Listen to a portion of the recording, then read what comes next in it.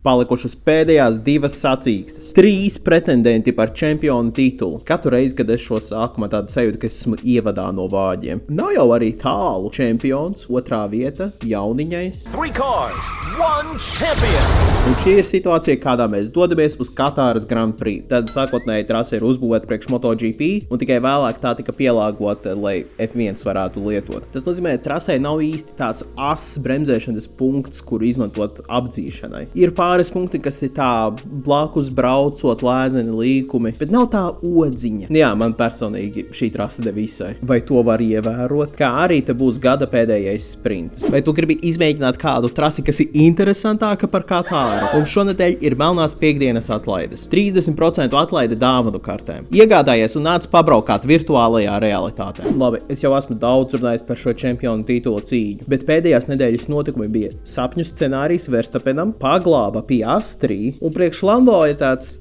Tātad abi McLareni dabūja diskvalifikāciju. Sacīkstē Lando būtu dabūjusi vairāk punktus nekā Piastri. Jā, dīvainā kārtā tāda diskvalifikācija viņu paglāba, jo tas nozīmē, ka atstarpe starp Norrisu un Piastri vēl joprojām ir mazāk nekā vienas sacīkstes punktu skaits. Kamēr, ja tā diskvalifikācija nebūtu notikusi, tad atstarpe būtu bijusi krietni lielāka. Bet Lando arī tas ir vienalga, jo tas tik un tā nozīmē vienu sacīksti mazāk, kurā Piastri var noķert Norrisu. Protams, Verstappenam tas bija sapņu scenārijs, kā jau minēju, jo tagad viņš ir pilnībā iedzinis un noķēris Piastri. Un Norris ir arī mazāk nekā vienas sacīkstes punktu skaitā tālumā. Un ņemot vērā to, ka Red Bulls tagad ir ātrāks, vismaz Verstappena rokās, tad, visas iespējas ir Verstappenam noķert. Pa Piastri es drusku šaubos. Manuprāt, šis tomēr nav viņa gads vēl. Es teiktu, viņam ir tas, kas Norrisam bija pagājuši gadu. Viņš no šī būs daudz iemācījies, un nākamgad varēs būt daudz skarbāks. Cīņa konstruktoros starp 2. un 4. vietu vēl joprojām var notikt. Ar cīņa starp 3 komandām, es domāju, Mercedes, Ferrari un